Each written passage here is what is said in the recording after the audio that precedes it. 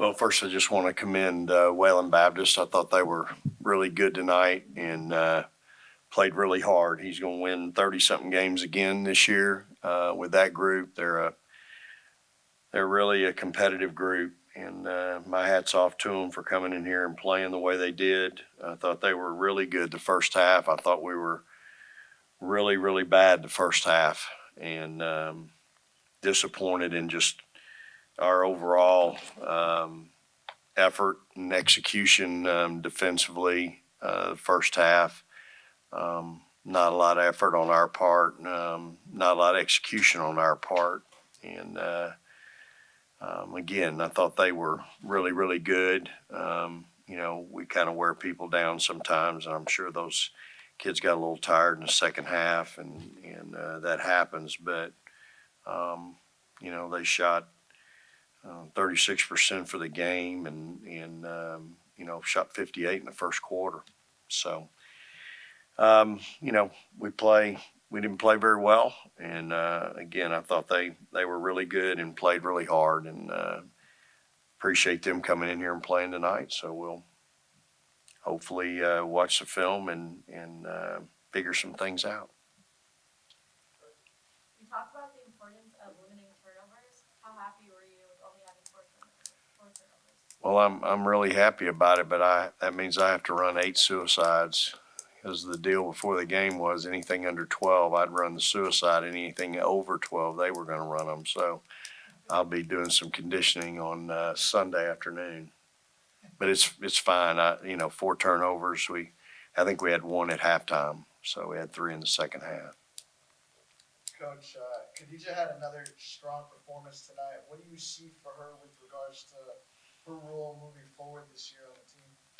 Kind of hard to keep her on the bench, 17 and 8, and did it in about 24 minutes. So she certainly puts herself in a position a lot of times to get some rebounds, and she's certainly our best rebounder.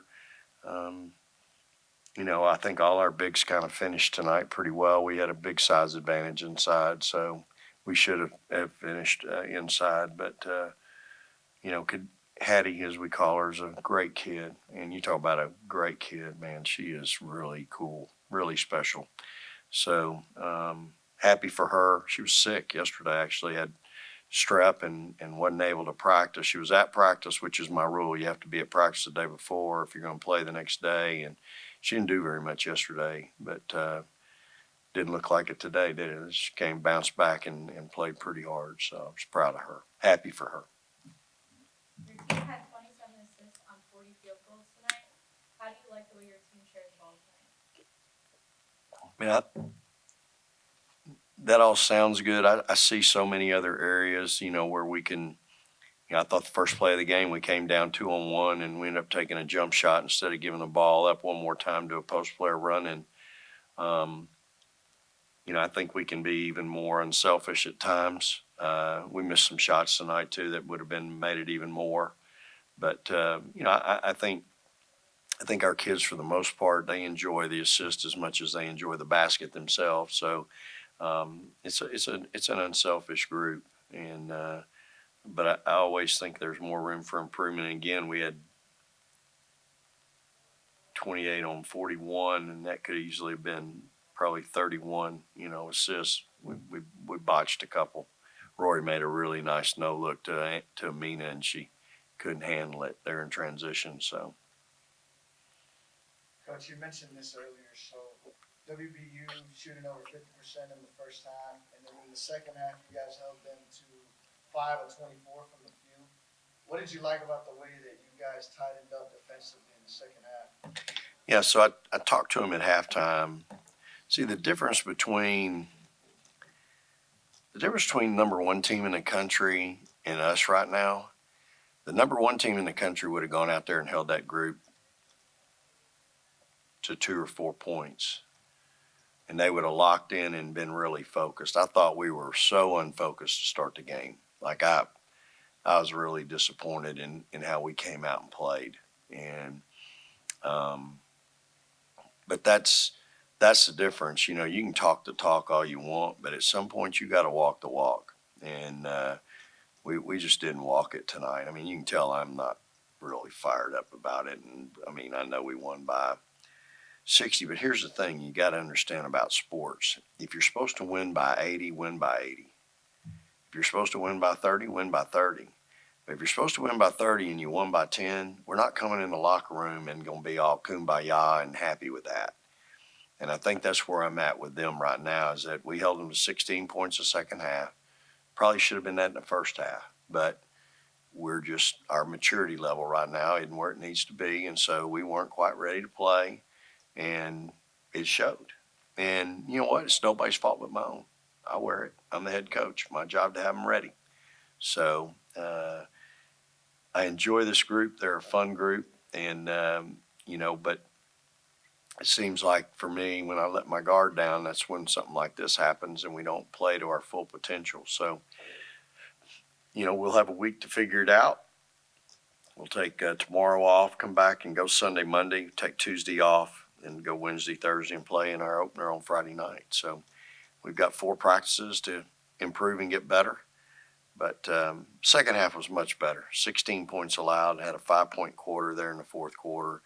That's more in tune with what I'm used to than 30 points in the first half to, and again, I give Wayland Baptist all the credit in the world. Those kids played really hard. I don't want to take anything from them. Those kids played hard. Their coach coaches them very well. They win 30 games a year. They're going to win 30 more this year.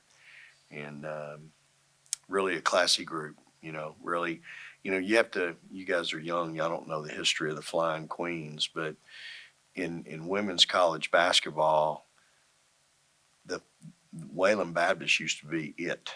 That's where the best players went. It was the only school back in the day that flew their team to games.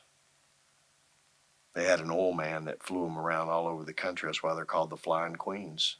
But back in the day, that's where the best players went. That's where they went to play. They played for national championships. Do you know what the score was the last time Texas played Wayland Baptist? It was a 6-point game. So you saw a little bit of history tonight in women's basketball, in that you saw 2 historically tradition-rich programs play each other that back in the day, before you were born and I wasn't around very long, that they were the 2 premier programs in women's basketball. So for me, it was, I appreciate them coming here, and the history and the nostalgia and the building tonight was pretty cool. And Coach Harston, who's on our staff here at Texas, used to be on the basketball staff, played for Wayland Baptist. She was a monster, y'all. She was one of the best players in the country. And it was a Texas kid that went out there and played. So that's the name. That's why they have that name. If you go to the Women's Basketball Hall of Fame, they have their own section, the Wayland Baptist Flying Queens. So here endeth the lesson. But it's a pretty, it's a pretty historic, and you go out there, they got a beautiful place to play, and they're well supported. All right, thank y'all. Appreciate the questions. Thank you for being here.